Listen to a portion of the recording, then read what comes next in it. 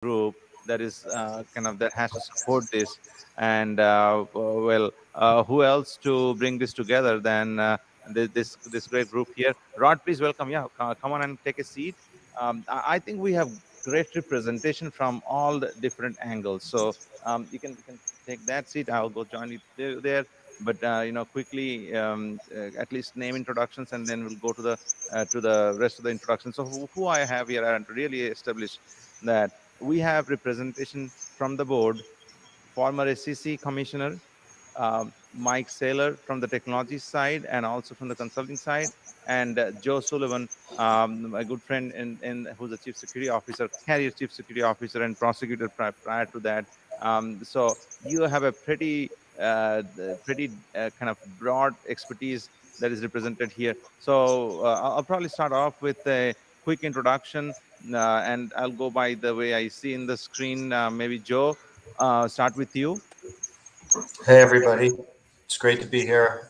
Sorry I couldn't be there in person with those of you who are together. Looking forward to this conversation.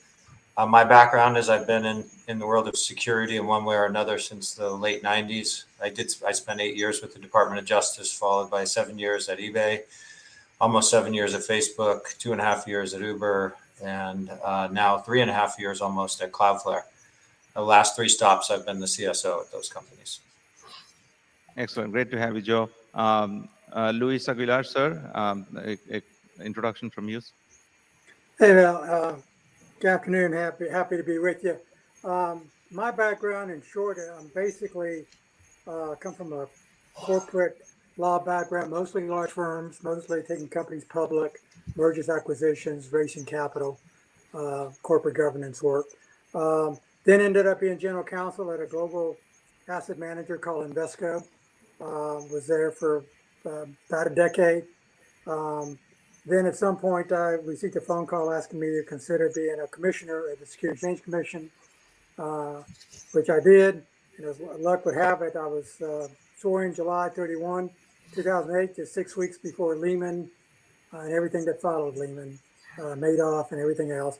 Ended up being there 8 years, which made me the 7th longest serving commissioner and only one of 3 nominated by both a Republican and a Democrat. I don't know if that's a dubious distinction, but it's nonetheless a distinction. Then when I left the commission, I ended up doing board work. I sit various public companies, currently on two boards, a fintech company and a regtech company. So because of our software focus, we're always concerned about cyber and ransomware. So I'm glad to be asked to share some thoughts together with Joe and Mike, who we spoke the other day. I think you'll be incredibly impressed by the level of knowledge they have, and I just hope to hold my own. Excellent. Thank you, sir. Great to have you virtually here as well. Mike, my friend, if you want to go next. Certainly. Thank you. Yeah, I've been in IT and security, both physical and cyber, for almost 30 years. I've also been a college professor on those topics for just over 20 years. I've worked for large companies like Citigroup and Pricewaterhouse on disciplines around cybersecurity and threat and governance, and absolutely smaller organizations as well, with a pretty strong relationship with just about every level of law enforcement, supporting cyber crime and cybersecurity initiatives. Excellent. Thank you, Mike. Good to have you. And then Rod, sir, please go next. I'll be quick. First of all, thank you for inviting me to this panel. I have not met any of my panel members, so I have no idea how this is going to go. My background is finance. I was on Wall Street for a while, doing mergers, acquisitions, private placements, capital formation sort of stuff, mainly for telecommunications companies. I've been on several boards, I think 5 private boards, 2 public boards. I have a focus on cybersecurity oversight, risk oversight. That's kind of my passion these days. Excuse me. What informs my views on this, however, goes back to days when I was an engineer. I used to operate nuclear power plants. I understand systemic risk, and it has a lot to do with how my thoughts are and my approach to this problem. Excellent. Thank you for that introduction. So I think, and the stage is kind of set for the different stakeholders to be in one room. So think about it, that, yeah, we are talking about a very, very current and relevant situation about ransomware and how the C-suite has to deal with it and how they are dealing with it, what needs to be done, right? So that's the bottom line and takeaway for this panel. So I'll probably go with the actual practical scenarios, which includes a chief security officer identifying a ransomware event or an incident and have to respond to that. So Joe, you get a call from your SOC, or sometimes you are doing a routine and you're getting this incident reported. What would be the first kind of natural tendencies?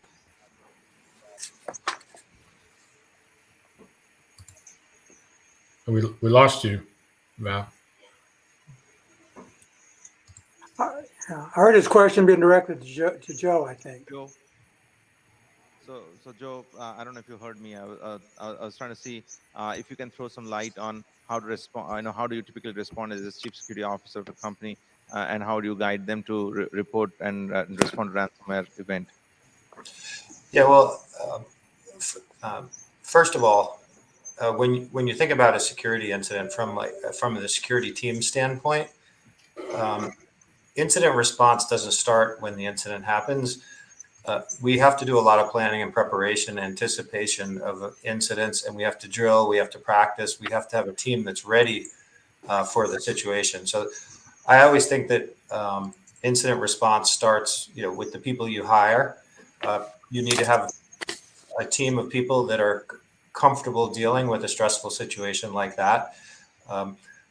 You have to deal with the reality of there are a lot of false positives in the systems that we deploy around security. So about once a day, somebody on the security team jumps up and thinks that the whole company was compromised.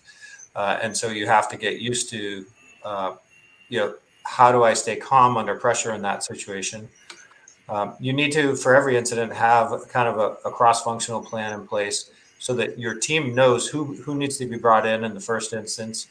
And then as issues are uncovered, how does it get escalated up through the company? And then you kind of go from there in terms of each incident is different in terms of first you need to try and understand what's actually going on. A lot of people don't understand that it frequently takes days to fully understand what happened from a forensic standpoint. You also need to determine whether you're going to trust the internal team to do that analysis, or do you want to bring in an outside party? You need to know your insurance policies and what they require around that. And so you have to have a lot of information and process in place before the incident even starts. And then hopefully, if you set it up right, the incident just kind of runs like any other day in security, where you have an incident every day. Absolutely, and I cannot overemphasize the fact that the incident, as what Joe just said, incident response doesn't start with the incident, and the preparation starts way ahead, and then there are several ways to actually prepare for that incident so that you have that muscle memory. So with that, let's go to Luis Aguilar. One thing that probably humble leaders don't do, and then I don't think Luis mentioned about being one of the first commissioners on the SEC to put out the cybersecurity guidelines, and probably not only just put it out, but also raise awareness of. So at that level, you are looking at a very broad picture, and now you are driving that in the VC and the PE area. What are your thoughts on and guidance to the C-suite members as they prepare for this response and act on the response? Good question. I would tell you that I'd like to take credit that I was sitting in my room by myself and thought of cybersecurity as an issue. But you are a little bit further away from the mic, Luis. Yeah. Sorry, we tested it earlier and it sounds like I was doing okay. Is this better? Okay. I was saying that I'd like to take credit for having thought of cybersecurity as an issue on my own. But the truth of the matter is I met with a lot of representatives of board of directors of all kinds of companies, but a good bit public companies. And they all came in with a particular issue. But I used to have the habit of asking an open-ended questions at the end which sort of went like, what is also on your mind? What else is there that's bothering you? What's keeping you up at night? And time again, I kept hearing about cybersecurity. This was before Target. This is before it really was on a lot of people's mind, before it was in the public mass consciousness. And so, but I started doing a deep dive and realized that, that first blush is almost easy to understand, but when you dig a little deeper, the complexity of it will just numb you. And that is something you actually need to be prepared for. I agree with what Joe said, that when you're entering this area, you have to be prepared. You've got to be proactive, particularly when it comes to ransomware. That there are so many considerations that if you stop for the event, if you wait for the event to occur and then start asking the questions, you will invariably miss all the questions you need to ask, and you'll invariably misinterpret the answers that you get. So preparing for this is crucial. Having the team, both internal and external, that would help you with these things are crucial to do beforehand. They need to be on your speed dial. The boards in particular, 10 years ago, maybe longer than that, you didn't hear them talking about cybersecurity.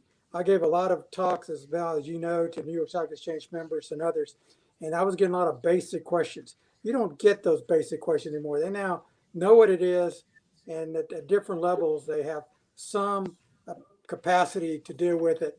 But all the information seems to indicate that most companies are still very poorly prepared to deal with cyber incidents, in particular ransomware attacks. There was a poll that I saw last week that said only that about 87% of C-suite executives expected the number of cyber attacks targeting their organizations to increase over the next 12 months. And 65% of them said that ransomware was an incredibly concern to them. Yet only 33% said that their organization had taken steps to prepare. So I have to assume that corporate America has self-identified itself as being ill-prepared to respond to a ransomware attack.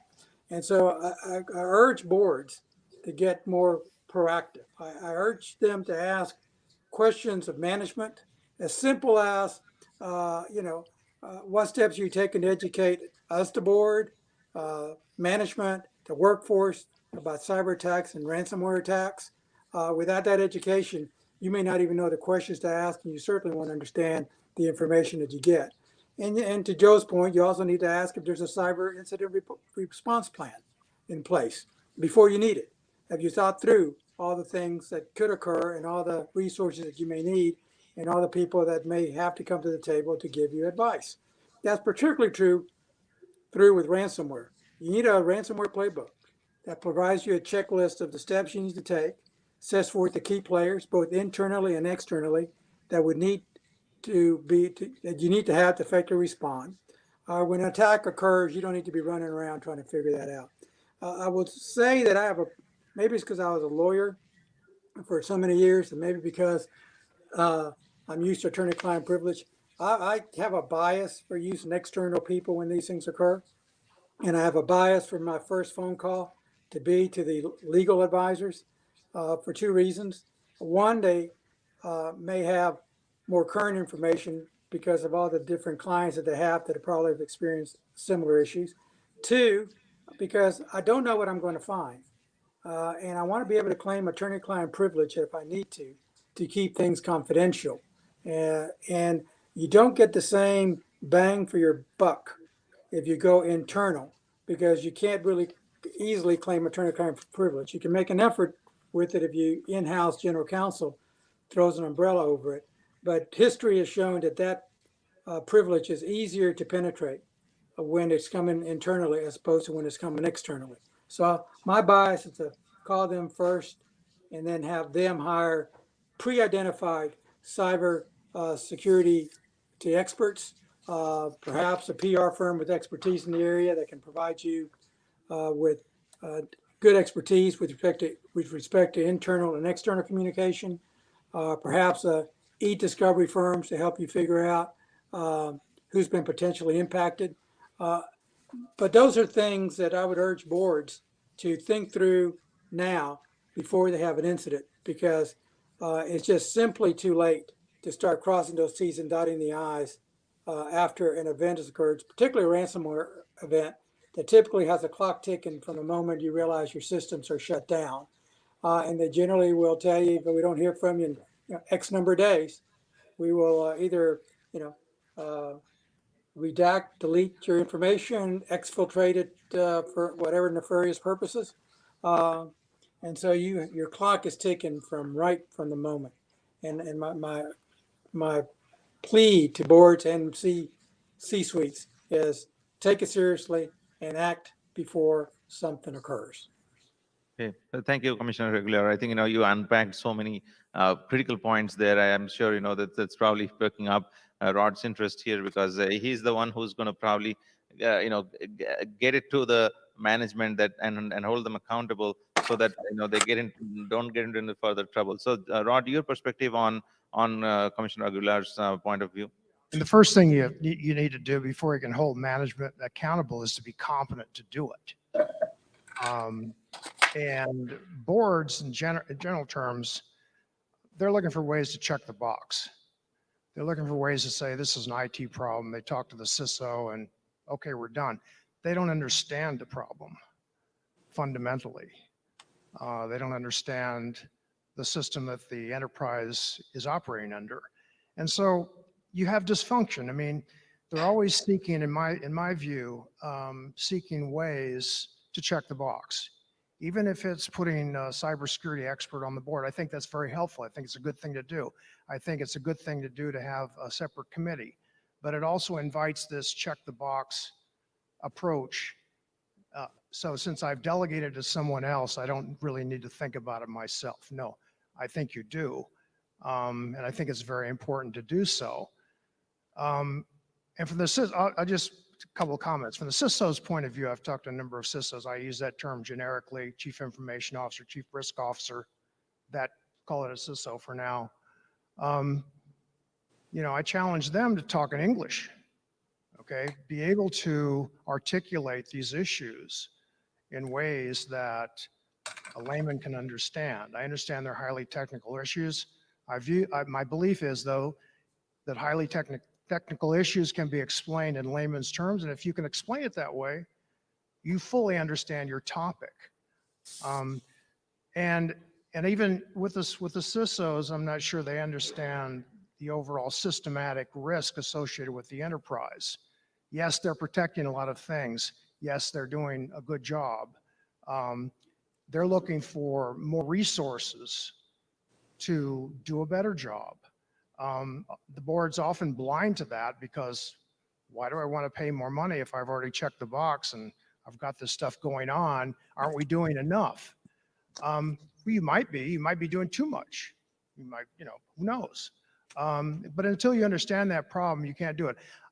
You may remember a movie called Cool Hand Luke, where the good guys are fighting the bad guys and the guns are all firing and so on. And it was Paul Newman who said, what we have here is a failure to communicate. And what we have between the C-suite and the board, maybe the board and the C-suite and then down to the CISO level, is a failure to communicate. And until you solve that failure to communicate, until the board and the C-suite understands the systems associated with their enterprise, and what does a failure or an intrusion of one system cause to the overall system. If I'm driving a car, I'm not worried if my headlight goes out. I'm worried if I'm leaking oil or my coolant system has gone out. So understanding these risks in the context is of the overall enterprise helps you prepare, as Lewis said. And there's a lot more prep work that needs to be done. Unfortunately, in today's boards, there's not a culture of that. There's still the kind of good old guys getting together and, and so on and so forth. The regulators are going to force this issue, if not the marketplace. The SEC, I think you're going to see SOX-like compliance issues coming out for qualified experts on the board and so on, although this is a much more difficult issue to deal with than the SOX issue, because finance is numbers, and it's easier to figure out what your qualified financial expert might be on a board. Qualified technical experts is a much different animal. And so I think regulators will struggle with that. But People like ISS, others are, you're beginning to see a wave of regulation coming down on this. And so stand by. There's a big problem and opportunity as well. And I think it's a problem that can be fixed. Yeah. Uh, Yeah, I tend, just to interject, because I tend to agree, matter degree. Um, I'm speaking with a lot of boards, maybe on this issue, but boards are waking up. They're understanding that they're hearing the SEC is likely to come up with more specific disclosure rules. They're hearing that the Department of Justice just put in a ransomware and cryptocurrency task force to deal with cyber incidents as well. They're hearing what OFAC did last week or last month, because those things are making it into the press, and so they're getting a chance to read it. They may not, to your point, they may not fully understand it, but I think there's a wake-up call that they need to do a better job of understanding it and being on top of it. And just to throw something that you may not be aware of, the audience may not be aware.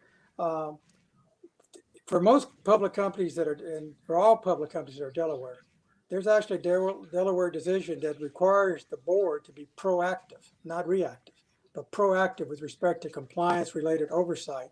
And they have, recent cases have made it clear that cyber incidents is one such matter that you must be proactively involved with. So if you want to claim protection of the business judgment rule and things like that, you just cannot sit back on your haunches, and you can't really bring a check the box mentality, because the board will look the courts will look at whether or not you were proactive, and they're not very happy with just check the box mentality. So I think Joe's mostly right, but I think there's a wake up call that the quicker it can go throughout corporate America and the better. Yeah, no, absolutely. And I think, between the two of you, in terms of the board, oversight and the systemic risks that you have to deal with beyond cyber, and the impact that cyber incidents have is definitely, something that the cyber professionals are trying to get grasping on. And with that, I try to get some thoughts from Mike, because Mike, is one of those technicians and professionals who's responding to this on a daily basis, and probably partnering with chief security officers such as Joe to be the outside arms and legs to kind of provide both tactical as well as long-term strategic the support that we can cope up with this ransomware situation. So, Mike, your thoughts, please. Sure, and I think you guys hit on a lot of great points. And to Joe's point about being prepared and having a plan and figuring all that out ahead of time is absolutely crucial. But similar to Mike Tyson's quote, you can have a plan until someone hits you. Ransomware is one of those that, IT professionals would like to treat it just like another day. It's another incident, but it does have significant operational impact. And when you're not prepared, when you're complacent with your technology, when you're complacent with your current skill sets and the people you have and the vendors and the contacts, you're complacent with insurance, being able to provide some level of coverage. You're complacent with management, culture of the business, and then the ransomware hits and everything falls apart. And it's for any number of reasons. Ransomware comes in a lot of different flavors today. It's not just a phishing email. It's not just one person that gets infected and it slowly spreads. Ransomware tactics today include bad guys soliciting employees for a percentage of the ransomware if they help deploy it in the environment.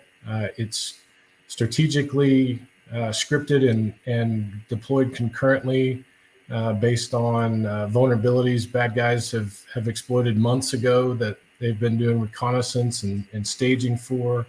And so when you think you kind of figure out what your threats are, how to identify those and then how to respond to that particular scenario, the reality is you kind of don't know. So you really need to boil things down to the lowest common denominator, making sure that those critical systems, that critical data is backed up. You've got a copy offline, not just protected by credentials or some segmented network, truly offline, disconnected, you do have that plan in place. You've got a return to operations plan, priorities, copies of the software you need, people you need to contact both internally and with third parties. Understanding what your insurance covers. We've had some incident response where the insurance has identified that attack as originating from overseas, and unfortunately the fine print in this policy said it only covered domestic attacks. And then there's also a shift in insurance. They're going to start looking at what you're doing from a best practice and controls perspective as part of their underwriting.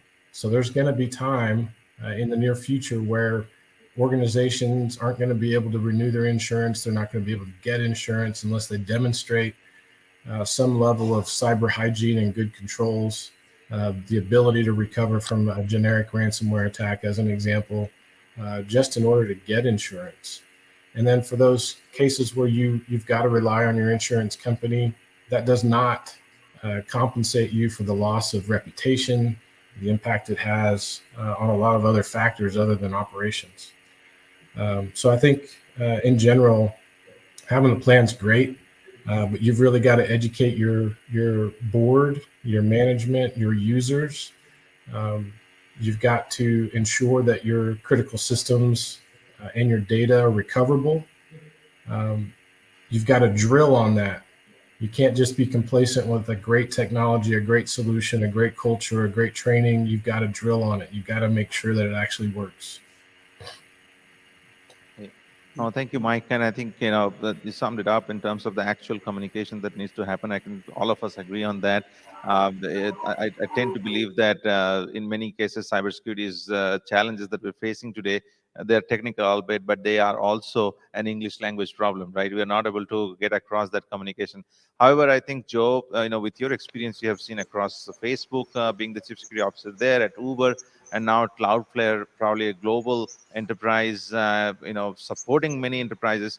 What are your thoughts on crossing that barrier and making sure that there is a continuous feedback loop between the C-suite and the board? And I have seen you do that very efficiently across the three areas. How about now? Yeah, I think as security leaders, we have to view the global attention on ransomware as a gift to us. Look, if we step back and think about what's fundamentally happening from a technology standpoint, it's a disruption of business continuity, right? And our whole careers, we've been working on trying to prevent business continuity disruption issues. And, when I think back on when I started to get serious about this type of attack, it wasn't ransomware per se, but if you go back a decade ago, like what we heard happened to Saudi Aramco with the Shamoon, what happened to the Sands Hotel a year later, and then what happened with Sony a year after that. In each of those cases, I'm not talking about the email exposure side of Sony, but the fact that they went in and basically rendered all their servers unusable. In those three attacks, organizations were just fundamentally taken offline. Ransomware does the same thing, but with the threat before they actually take you fully off sometimes, or they partially take you off and let you back. But the point is, we've been thinking about this for a decade, game planning against it as security teams, trying to get the rest of the company and our board to pay attention to these risks. And now I think, the seminal moment was Colonial Pipeline. To me, I think about like what of all the cyber attacks in history, which one actually had the most physical world impact to like normal people, non-cyber people.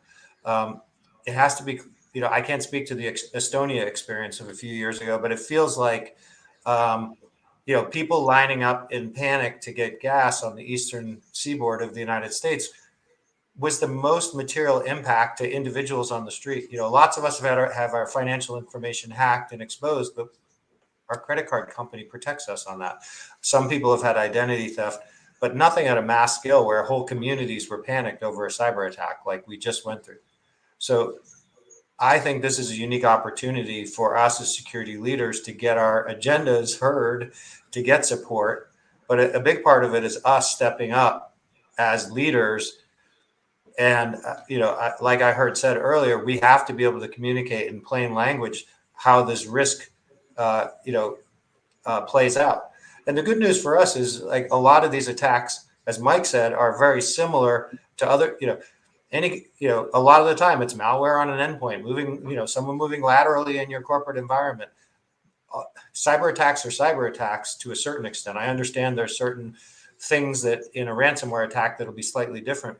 But if we get the resources and we invest the right way in responding to ransomware, we're just going to holistically improve our security dramatically. So we've got to rise to this occasion as security leaders.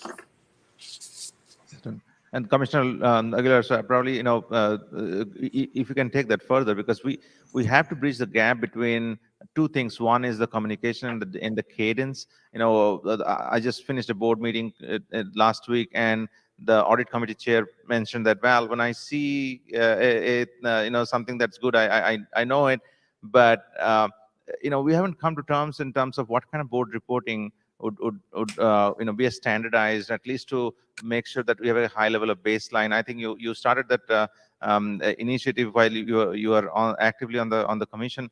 And what are your takeaways in terms of standardizing, making a baseline? Probably that's something like we have in financial side, on the technical side. Yeah, I guess I got two thoughts and they contradict. One is one size doesn't fit all. So different companies in different industries may have different exposures.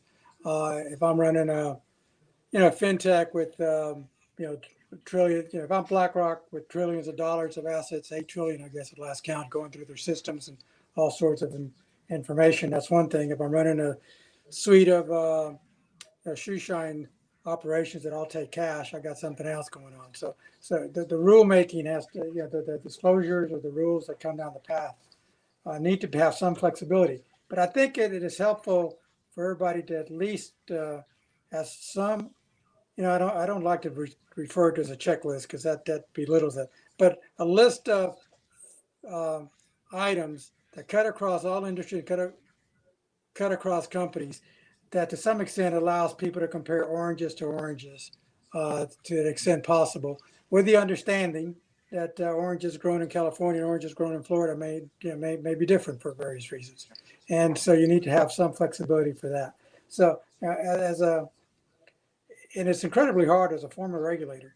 It is hard. It's easier to come up with a rule and say, here's the 10 things everybody comply with it. It's much harder to recognize that kind of mindset is likely to get you information, but not useful information. It's not likely to be as helpful to both the company in providing meaningful and company specific information, nor for investors and shareholders trying to understand the difference in profiles between company A and company B. It's an art, not a science. But I do think you're going to see, from a disclosure perspective, I think Gary Gensler and the other colleagues at the commission have made it clear that it's coming down the pipes, and we'll see it when we see it. I know the staff's working on it, but exactly how they're going to approach it, what they're going to ask, remains to be seen. Okay, thank you, Commissioner Aguilar. I probably will take that same question to Rod in terms of the board and the expectation of the board in terms of how the presentations go and what information really you are seeking to make a determination if things are going all right, or they need a overhaul. Well, again, I think the board has to immerse itself into this oversight issue. As far as reporting goes, I think you need to force the CISO, first of all, elevate that function in the organization. Elevate it, to kind of the highest levels, not the CEO level, obviously, but to very high levels. And force procedures, the prep work that you gentlemen are talking about, that all should be done, needs to be done. Under what framework? Begin to talk about risk appetite. And what does that mean? Not necessarily the dollars you're going to spend, but what are you going to spend it on, and how does it affect the system? Where do you get the biggest bang for your buck? What systems can you afford not to protect, if any? It's the old thing about putting a $5,000 fence around a 50-cent piece. You don't want to do that either. So there, and you talked about drills. One of the gentlemen talked about drills. The board needs to be involved in these drills. The board needs to understand these problems much better than they do. I mean, I think there are boards out there that don't even understand frameworks, like the NIST framework, for example. And then it's kind of to solve this communications gap I spoke about between the board and the CISO, then you'd need to force the CISO to, speak English. I mean, what I mean by that is to, again, I'm reinforcing a point, but explain these explain these issues in terms of the overall system. If the CISO doesn't understand the overall system of the business, then he needs to. I mean, someone in the organization needs to. In fact, the entire board needs to understand that, because if they don't understand that, they don't know how to protect. So it's closing that communications gap. I don't have there's no specific reporting answer to that question. Mm-hmm. That reporting will evolve as you have board engagement, C-suite engagement, and you elevate the CISO level, because, someone, I think, Louis, you talked about the wake-up call. I see a lot of wake-up calls out there. I see Colonial Pipeline, I see SolarWinds. I mean, the SolarWinds guys got it on their board, which are a bunch of private equity guys. You think they care about this? You think they understand this? Maybe they care about it. They don't understand it. So what they did there was create committees and do all the things they should have done earlier, and they did it in a reactive mode. So I think it's an evolutionary process that you have to go through, and I think the regulators are going to have a tough time, coming up with qualified technical experts to go on the board. I think you may see from ISS, for example, sort of grading public companies. They're going to say, do you have enough expertise on your board? Again, you have to be careful, because that can be a check the box kind of thing too. Does it really mean that your board is involved, or do you just have someone that's a technical expert that, again, check the box and you're done? And that's a mistake. So yeah. So now I think that there has to be a coming in between the two of having a baseline, making sure we have this basic cyber hygiene, and that's something that reassures the board that we're going in the right direction. Probably all that together, put in a package that everybody understands fairly quickly, with the amount of time the boards can spend with the technical officers and the management, right? So Joe, we're coming up to the end of it. Maybe takeaway for you and also for the peers that you want to summarize. I know a lot of our peers look up to you as one of those leaders who gets it, and this community coming together could use that insight, right, to conclude. Yeah, I would just reiterate my last point. This is a unique opportunity for us to step up as leaders in our organizations, to be more visible, to be more accountable too. It's our job to help everyone else understand the risk in this area. There are definitely some unique things that have to be part of the program. So we can't say, oh, we got this covered by our standard program. I think Mike in particular touched on some of those, particular things that you should be talking over with the other executives. Who at the company gets to make the decision about whether we make a payment? Who's going to do the negotiating? Do we need to have an expert? What's our cyber insurance policy say? Who do we have to bring in and consult? I think that our other speakers made the point that the board wants to be involved in the decision making, and so making sure that you have set up and role played and done the exercise in advance of the real situation is going to make sure you're ready for it. And this is one that enough of us have been targeted and had to deal with it that all of us need to act on it now. All right. Great. Thank you, gentlemen, for sharing your thoughts. I know you are going through a lot of live fire exercises as well as live fire that are not drills but real alarms. So thank you for taking the time out to speak with us and also chronicle some of the thoughts and leading practices that we could ascertain. So a great job. And we want to make sure that we take this very seriously. So thank you. Thank you. Thank you.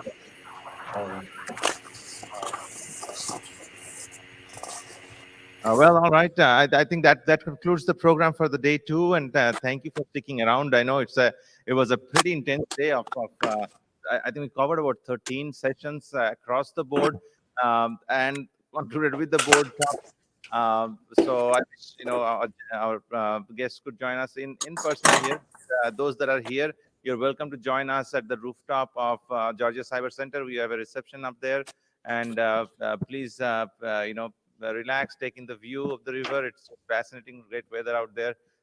Enjoy yourself. Tomorrow we're not going to meet at 8, but 8:30. We were able to break the panel, the global cyber hour, into 30 minutes each. We did Australia, and then we plugged in India. And again, tomorrow we're going to have Singapore, India, and some of Europe. So with that, thank you again for those that have joined us online, stuck through the entire day. That can't imagine, doing your day job and also taking in all the intense exchange here, and those that were with us through the entire day, and we look forward to seeing you at the reception, and probably we'll do a virtual reception sometime. Happy hour. Luis, I missed meeting you. Mike, I'll see you back in Dallas, and the rest of you tonight. So thank you. Have a good night and enjoy the evening. Take care.